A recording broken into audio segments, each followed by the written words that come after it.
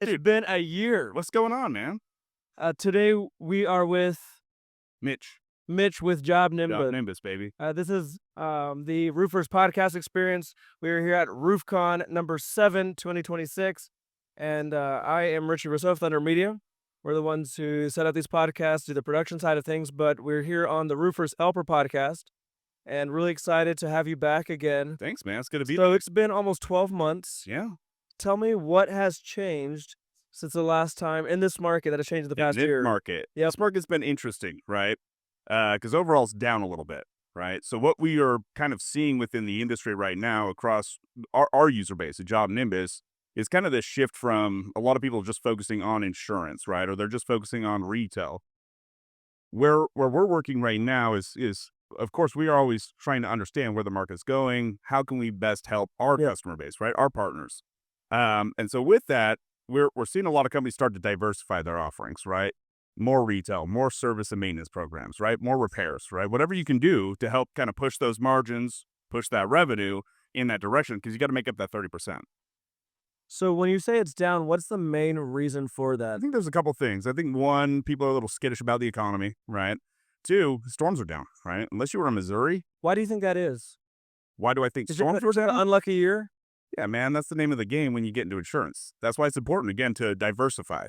What are you seeing for those guys that were just in the storm markets? What are they doing? Are they just struggling? They have to learn how to sell retail, right? And have tools that help them push for retail roofs. In the markets that don't have storms, are you seeing any type of effect there, or is it Yeah, I mean, the biggest thing is that we've seen this movement where there's a lot of financing that's been happening.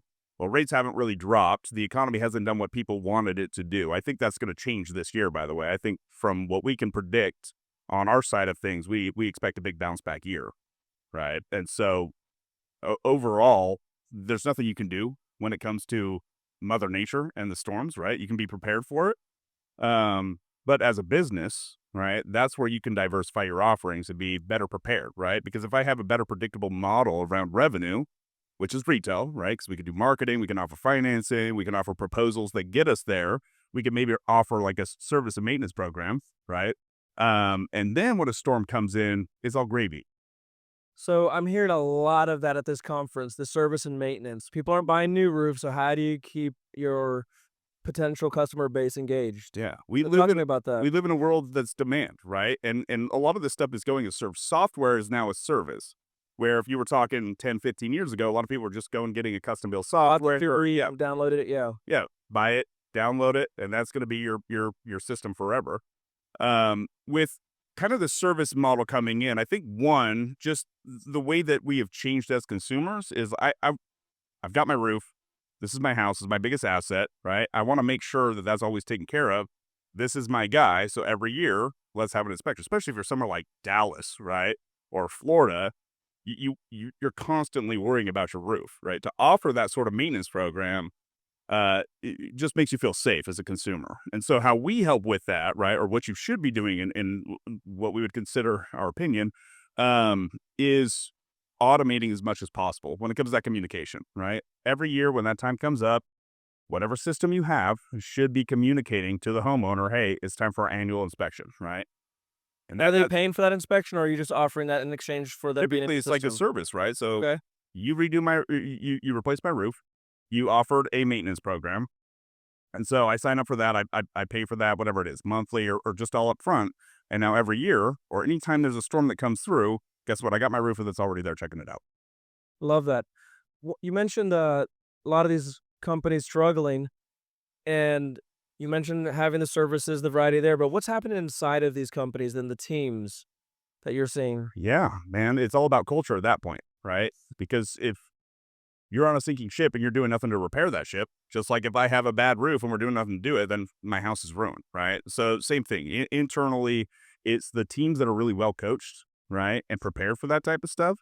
And the more you can give them in terms of resources, whether it's software or a truck or whatever that may be, right, it's going to be better overall, not just in terms of attrition, but the way we can push revenue, right? If I've got a sales team, right, having a good culture is everything.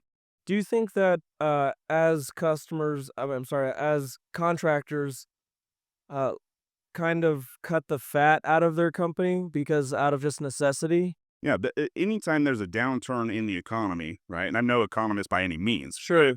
but I've owned businesses and I've been part of JobNimbus for 5 years now, right? Where change is inevitable, right? And there are going to be times that you have to trim the fat.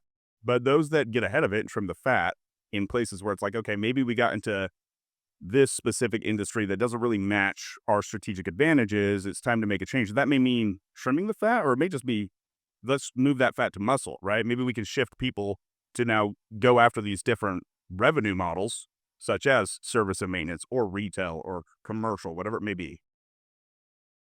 There's a term that is taking over our industry, all the industries, everywhere. Everyone's talking about it. AI. AI. So tell us, what are you seeing in regards to that? How from the contractor side to the vendor side, things like Yeah. that, even maybe the homeowner experience with their Yeah. contractors. I think first it's important to understand what AI means to you, right? Some people get confused with automation or calculations and stuff like that, right? I want this estimate to have calculations come from measurements, right? It's not necessarily AI. Now, there are things we're doing to help build that, right? At Job Nimbus, some of the things we're looking at is, okay, we can say, here's the roofs you've done in this area. Here's the measurement. Here's what we can look at material wise, labor wise, right? Then we can generate an estimate before we even get there for the inspection. So those are That's the using type calculations, using calculations, right? not necessarily But an AI. AI can look at the area, right, Okay, and your customers in that space and say, okay, on average, this is taking what we're that into doing, account. Okay, right? Same thing love with that. like a material order, right? Hey, typically for this type of job, these are the materials you order. Great, let's have that already get pulled together in a template. You may tweak these couple things. The calculations are there. Is there any dangers that we're not considering when it comes to AI? Like, I'm using AI. What should I be concerned about? Yeah, one is I think AI can hallucinate a little bit if you don't know how to talk to it the right way, right? And a lot of times this is going to tell you what you want to hear. You ever ask it a question, it tells you something, you're like, are you sure? And then it's just going to change completely. I've never once said, are you sure? And it comes back like, yes, absolutely. How do I Right? keep that from destroying my business? Yeah, there's a couple of things. We actually hired a chief AI officer just at Job Nimbus to help us understand that, right? Because we have to train these different models, not just in the system Job Nimbus where we have AI and we're building AI, right? But also internally at our company, right? So the best thing to do is educate yourself. In coming to conferences like this, there's been a lot of talks here around AI. The one other thing I would mention with AI, I think there's a concern around it Yep. with it replacing jobs. I think what we're seeing is the same thing we saw with when the internet came around, right? Or we streamlined manufacturing, right? It created more jobs. It made people's jobs easier. So maybe it means we don't have to necessarily hire somebody to answer this phone. Actually, what we can do, because we have an AI answering the phone after hours, we're getting more leads. Great, we can hire another sales rep, right? Love that. Yeah. Super cool. When it comes to the contractors and how they're reaching their audience, has that changed at all Yeah, in the past year? absolutely.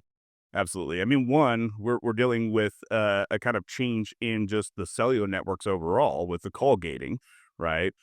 But anytime that you can show face with Say customers, that, call gating. call gating, right? So because of AI and all these outbound calls coming through, now Android and Apple have created a call gate, right? You probably have seen this, or you've made a call and it's like, hey, state your name and then we'll figure out if they want to answer or not, right? Which I think is awesome, Yep. right? Because if you're calling with intention, whether you're Job Nimbus or you're a homeowner or you're a roofer. So that's something that's changing the game because for a while everyone's just sent all the texts, all the Yeah. calls, outbound cold calls. Yeah. Now what's happening? I think a lot of times you see advertising burnout out there. So the biggest thing is like, where can I stand out? And it's interesting because you think about what we've gone through in terms of SEO and traditional marketing in a sense, right?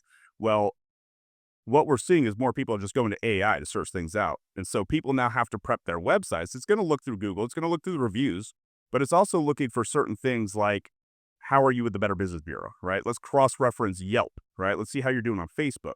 So AI can go and analyze all these things that would take us an hour of research to then go and say, here's actually what we would consider the best roofing companies near me.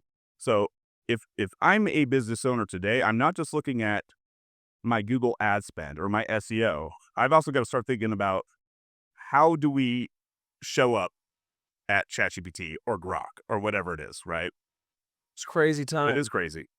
So, is there like some missed opportunities if I like don't use AI? I mean, Yeah, I think you get left behind.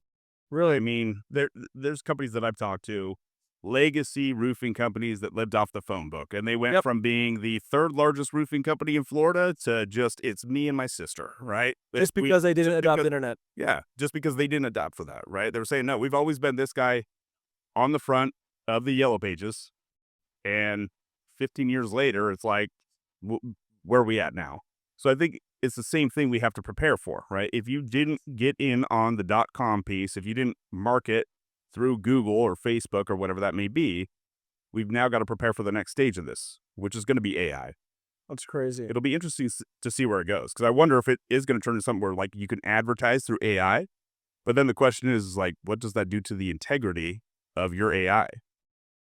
Which, to this point, we don't know that it's not happening. I know it's crazy. That's wild. Uh, I think one of the coolest things that JobNimbus does is the state of the report. You've got a lot of insight Yes. because of all the work you do. Can you talk about the upcoming report that you guys are Yeah. putting out and maybe some things we should be looking for in there? Every year, it's really cool. This is my favorite thing that JobNimbus does, right? It's a free resource to everybody. It's called Peak Performance, right? So what we do is we work with our partners, we work with our customers, we work with people that have told us no, right? We survey them, they will share their data with us, and then we'll look at that from a metadata standpoint. Say, what are the trends in the industry, right? What are we seeing, right? So last year, for example, we saw that shift towards more service and maintenance. We can see things like the industry's getting younger, right? The average roofer at this point is under the age of 45. We can see things like private equities coming into space, right? And what percent of the market is private equity? What percent of roofing companies are PE backed versus what percent of the revenue that is generated in the industry goes through private equity? So can you tell us that, or do we have to find that out in the You'll report find out at IRE. at IRE? The peak performance from last year, you can go to Good. JobNimbus and access that, and the data is still really relevant, right? But Okay. every year we want to make sure we're staying up to Catching date. trends, Yeah, seeing things. Yeah, super cool. Uh, We're so grateful to have you guys here. There's a ton of CRMs out there. yeah, Seems like there's more popping up every day. yeah. But to see JobNimbus adapt, grow, and stay connected with the roofing audience here is really, really cool. And I think it's necessary. Um, this peak performance report is something I'm really looking forward to Right. looking at. If I don't go to IRE, where do I find it? Yeah, go to JobNimbus, and there'll be a link on there that takes you to peak performance, right? You just enter your information in, allows you to download it as a PDF. It's a couple hundred pages, right? Yeah, There's a lot of great data in there. super cool. Anything else you want to share while we're on the Ryan, I podcast? just appreciate you letting us come back in here. It's always good to chat with you, Yeah, right? And I'm excited to see you the next one. that's super cool. Apparently, the next RoofCon is going to be this year. This year, yeah, from my understanding, probably November, Yeah, and I think probably back here in OKC. And this has been great, by the way. maybe let's bring up something for RoofCon. Like I see a lot of guys, and you're gonna have hate everywhere online, of course. But man, these conferences, what's I what's just, something about RoofCon that you think people are missing out on if they don't I get think here? RoofCon to me, and this is my fifth RoofCon, right? So I've been to most of them. This is always, in my opinion, the most educational. So if you want to go to a conference, there's a lot of conferences where it's like you go, you walk around, and you talk to vendors. Great. I have ChatGPT, right? I have AI, and I can research that stuff. And of course, it's important to be there to help our customers or talk to people who are interested in our services. But the great thing about RoofCon is you have a good balance between the show floor, talking, getting educated by the vendors there, but then also all the breakout sessions. There's been amazing breakout sessions, and I think that's always where RoofCon sets itself apart is the educational piece. Yeah, but I'm doing great at my hometown, and my business is booming. So I don't think I need to go to RoofCon. Sure. I mean, I think if that's going to be your mindset, great. In my opinion, you might get left behind because these are the thought leaders in the industry that are here, and you want to be ahead of it. You don't want to be the guy that's still using the phone book to try and bring in leads. I remember the first time I came to a roofing conference, and I'd kind of grown up with that mindset of like, we'll just stick to ourselves and we'll make it happen. These guys don't understand our problems. And I got here and I started looking around, and there's CEOs of 20, 30, 40, $50 million roofing Yeah. companies. I'm like, I'm busy just trying to work in this roofing company. And these guys somehow found the time and found it necessary to spend time at these conferences. Yeah, because it's a huge return on their time, right? It's a huge return on their investment to come to these. They're so often I see people will bring their entire team with them because they want them to see what's going on at these conferences and take that input, right? And we talked about culture. I think that's important, right? Take the feedback from your guys on the front line. There's a concept in management called power distance culture. And a lot of times what happens as you continue to grow and you hire managers that are now that are now managing your managers, right? There's this distance between you and the front lines. It's important to listen to your people on the front lines. And coming to RoofCon helps with that? Is that what you're saying? 100%. Yeah, because they're on the front lines. They know what it's like to go through an inspection or knock on a door. What tools or what resources or what thought leaders can we gain information from, get educated from, and excel in what we're doing? Yeah, I love that. That's a really great point. It's not just the owner, it's also the team that comes here, and they have their unique experiences that they're looking for solutions for as well. Yeah, if it's just me and my office manager or my CFO or whatever it may be, right? Awesome. Come here and gain as much knowledge as you can. But I think it's important to also bring your guys that are on the front line so they can see, because they're going to come and recommend tools. I can't tell you how often it is I'm talking to just the guy or gal who answers the phone and brings over the entire team to the booth to say, check this out, right? Yep. You got to see this. I always laugh when it seems like somebody's sole purpose is to see how many vendors they can walk by without talking to them. Like, Yeah. Wait, but What are you doing? what are you You paid to be here, right? This is part of it. so great. But no, other than that, it's been really, really enjoyable. I think this is a really great culture. Oklahoma City has been It's been great. it's been 70 degrees and what, January 5th? Yeah. I am super impressed with this town, with this convention center. I think Hunter and his team has done a fantastic job this year. Uh, Totally agree. it was interesting changing it from Orlando, but it's been incredible. It has been. And yes, a lot of people had to make an extra jump flight to get to Oklahoma City, but Yeah, but it's been amazing. And what I love is it's given the opportunity for folks that can't necessarily make it to Orlando a lot of exactly. times to come out to OKC. I did speak to somebody like, you know what? We normally have to travel. It's our first time where we could drive here or something like that. Yeah. There's a lot going on in this central part of the country that I think Yeah. a lot of people don't realize the coasts are moving inward. Yeah, it's crazy, right? It's a huge shift. It's the biggest shift we've seen since the 1950s when people were starting to move out to the West Coast. Right now, they're moving to the South and to the Midwest. So do you kind of get to see some of that? Like the Always, economy moving yeah, like that because of your insights? because we have insight into all of it, right? And Well, we work with our partners for that, right? All of the storm data, the areas that are growing. We don't just work with those that are doing re-roofs, right? A lot of them are doing new construction, and so we are on the front lines for all of that. what's the biggest opportunity right now in roofing? The biggest opportunity is for you to diversify, right? If you're just doing roofing or you're just doing insurance roofing, I think it's important for you to be able to go and diversify your offerings and have a tool, whatever it may be. The best CRM is the one that you're actually going to use, whether it's JobNimbus, Service Titan, Salesforce, whatever, right? Um, but the opportunity is there. The industry is going to continue to grow, right? The economy in the United States is going to continue to grow. So the opportunity is massive. Yeah, I love that. Opportunity everywhere. Always. Uh, Always a pleasure having JobNimbus on the podcast, I love being here, man. and we'll have to have you back. Absolutely. Thank you, man. You bet, man.